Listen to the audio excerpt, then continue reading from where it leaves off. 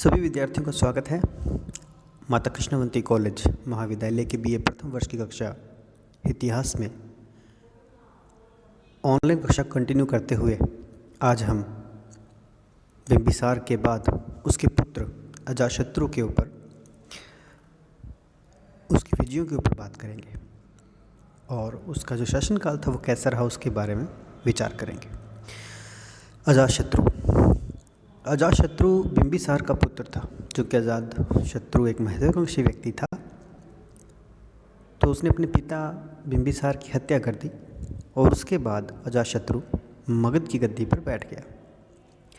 इतिहास में इसे पहला ऐसा माना जाता है जिसने के अपने पिता की हत्या की हुई, इसे पितृहंता कहा जाता है।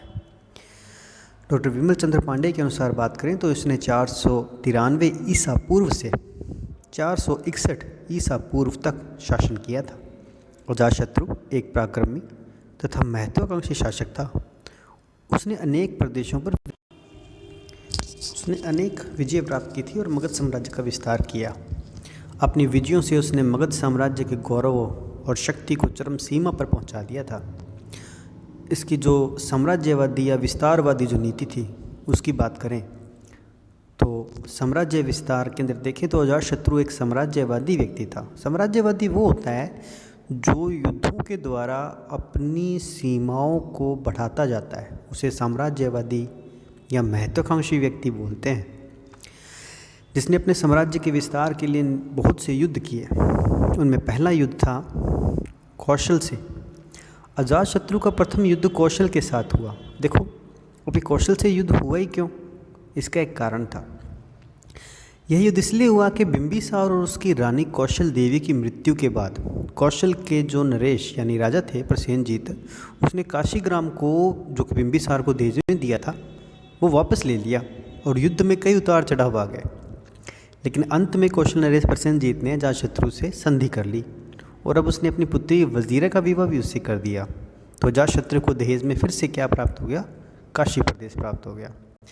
डॉक्टर राजबली पांडे कथन है कि इस प्रकार अजातशत्रु ने न केवल काशी प्राप्त कर लिया बल्कि नए संबंध स्थापित करके अपने राज्य की पश्चिमोत्तर सीमा भी सुरक्षित कर ली। दूसरा युद्ध था वैशाली से। अजातशत्रु का दूसरा युद्ध वैशाली के लिच्छवियों से हुआ। वैशाली वज्जी संघ का एक शक्तिशाली गणराज्य था जिसकी मित्रता प्राप्त करने के लिए बिंबिसार ने उनसे वैवाहिक संबंध स्थापित किए थे। जैसा कि वो था ही, बिंबिसार ने लिच्छवी रानी चेलना से किया था विवाह। जैन साहित्य के अनुसार दोनों में युद्ध का कारण बिंबिसार की लिच्छवी रानी चेलना से उत्पन्न 2 पुत्रों द्वारा अजातशत्रु को हाथी और 18 लड़ियों की अमूल्य हार को वापस न करना था।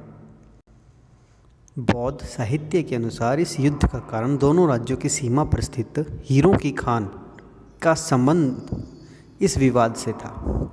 ऐसा कहा जाता है कि युद्ध 16 वर्षों तक चला और मगध ने महामंत्री वत्सकार यानी कि वर्षकार ने कूटनीति का सहारा लेकर वज्जी संघ में फूट डलवा दी और अजातशत्रु ने लिच्छवियों पर आक्रमण किया और उनको परास्त कर दिया। ठीक है, तो इससे मगध का अधिकार उस पर हो गया था। तीसरा उसका महत्वपूर्ण युद्ध था अवंती के साथ। अवंती नरेश, ये अवंती वही है माहिष्मती वाली। अवंती नरेश प्रद्योत मगध की बढ़ती हुई शक्ति से चिंतित था। अजातशत्रु ने अवंती नरेश प्रद्योत के आक्रमण के भय से अपनी राजधानी राजगृह की किलेबंदी को मजबूत कर लिया। अजातशत्रु के समय में अवंती नरेश ने मगध पर आक्रमण किया। फिर भी अजातशत्रु ने अपनी विजयों द्वारा एक विशाल साम्राज्य स्थापित कर लिया और उसके राज्य में अब मगध, अंग, काशी, वैशाली ये सारे प्रदेश सम्मिलित थे। ये तो है उसकी विजयों की बात। अब बात करते हैं अजातशत्रु का धर्म क्या था। अजातशत्रु के धर्म के विषय में निश्चित रूप से तो कुछ नहीं कहा जा सकता। ऐसा माना जाता है कि प्रारंभ में उसका झुकाव जैन धर्म की ओर था। यह इस आधार पर कहा जाता है कि जैन साहित्य में पितृहंता के रूप में अजातशत्रु की निंदा की गई है। वह अपनी पत्नी के साथ महावीर स्वामी के दर्शन करने को गया था और उसने जैन शिक्षाओं और जैन मुनियों की मुक्त घट से प्रशंसा की थी। कुछ साक्ष्यों के आधार पर यह भी कहा जाता है कि उसने अपने जीवन में बौद्ध धर्म को अपनाया था, लेकिन पूरी तरह से नहीं कह सकते कि वो बौद्ध धर्मी ही था। महात्मा बुद्ध के दाह संस्कार के पश्चात अजातशत्रु ने ना अनेक उनके जो अवशेष थे वो राजगृह में लाया और उस पर स्तूप भी बनवाए। अजातशत्रु ने अपने शासनकाल में राजगृह में प्रथम बौद्ध संगीति का आयोजन किया था। भाई ध्यान रहे, पहली बौद्ध संगीति अजातशत्रु के शासनकाल में हुई थी। अजातशत्रु ने महात्मा बुद्ध से अनेक बार भेंट की और उनके प्रति श्रद्धा भाव प्रकट किया था।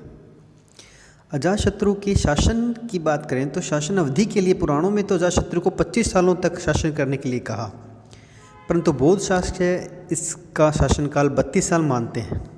Doctor R.C. मजूमदार, देखिए जितने भी डॉक्टर्स का नाम आ रहा है प्लीज़ आप उन्हें अंडरलाइन रखिएगा, जब भी आप करें तो इसको ज़रूर लिखें। Doctor R.C. मजूमदार के अनुसार अजातशत्रु ने 492 ईसा पूर्व से 462 ईसा पूर्व तक यानी तकरीबन 30 वर्ष हो गए शासन किया, परंतु डॉक्टर विमल चंद्र पांडे के अनुसार यह 493 ईसा पूर्व से 461 ईसा पूर्व तक शासन किया।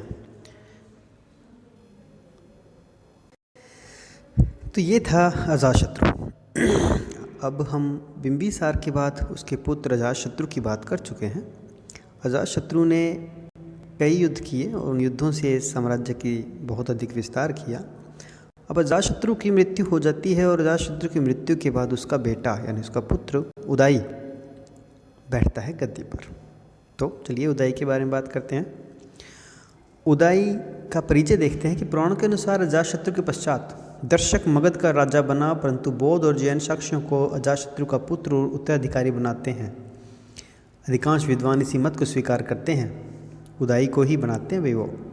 राजवंश के अनुसार उदयी ने अपने पिता अजातशत्रु की हत्या करके सिंहासन प्राप्त कर लिया। देखो जैसा उसने अजातशत्रु ने अपने पिता के साथ किया, उदयी ने अजातशत्रु के साथ वैसा किया।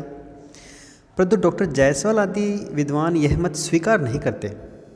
उदयी की कुछ उपलब्धियों की बात करें। उदयी ने नवीन राजधानी पाटलिपुत्र की स्थापना की, जो गंगा और सोन नदियों के संगम पर स्थित थी। वह साम्राज्य विस्तार के साथ व्यापारिक, सैनिक, प्रशासनिक दृष्टि से उपयुक्त राजधानी थी। डॉक्टर राजबली पांडे के अनुसार अजातशत्रु की विजयों से मगध साम्राज्य उत्तर से हिमालय के समीप तक फैल गया। यह विस्तृत साम्राज्य गंगा और सोन नदियों के संगम पाटलिपुत्र से अधिक उपयुक्त थी। ये पश्चिम से पूर्व जाने वाले व्यापार और सेना के मार्ग को मिलती थी। इस दृष्टि से पाटलिपुत्र को राजधानी बनाना बहुत ज़रूरी हो गया।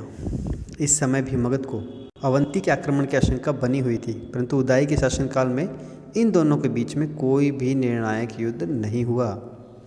चलिए उदयी के धर्म की बात करते हैं। देखिए एक ही राजवंश चल रहा है और उस राजवंश में तीसरे राजा पर पहुँचे हैं अभी हम।